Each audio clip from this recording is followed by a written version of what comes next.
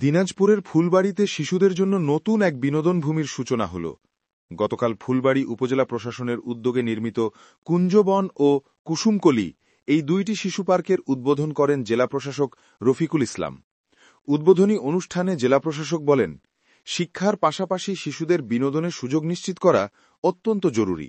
বিনোদন শিশুদের সুস্থতা, মনন ও মেধার বিকাশে গুরুত্বপূর্ণ ভূমিকা পালন করে। উপজেলা চত্বরে নবনির্মিত এই উন্মুক্ত শিশু পার্কটি ফুলবাড়ীর শিশু কিশোরদের জন্য আধুনিক খেলাধুলা ও নিরাপদ বিনোদনের একটি নতুন দিগন্ত খুলে দেবে বলে আশা করা হচ্ছে। অনুষ্ঠানে সভাপতিত্ব করেন উপজেলা নির্বাহী কর্মকর্তা ইসাহাক আলী। এ সময় আরও উপস্থিত ছিলেন সহকারী কমিশনার ভূমি সামিউল ইসলাম, উপজেলা কৃষি কর্মকর্তা সাইফ আবদুল্লাহ মোস্তাফেন, উপজেলা প্রকৌশলী শফিকুল ইসলাম, মৎস্য কর্মকর্তা রাশেদা আক্তার, প্রাণী সম্পদ কর্মকর্তা ডা সরোয়ার হোসেন এবং প্রকল্প বাস্তবায়ন কর্মকর্তা মিজানুর রহমান সহ উপজেলা প্রশাসনের বিভিন্ন দপ্তরের কর্মকর্তা কর্মচারীরা।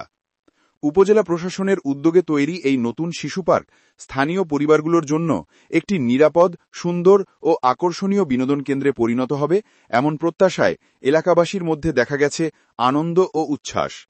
ফুলবাড়ীর শিশুদের মানসিক বিকাশ, সুস্থ বিনোদন এবং পরিবারগুলোর অবসর সময়কে আরও সুন্দর করে তুলতেই এই উদ্যোগ নিয়েছে উপজেলা প্রশাসন।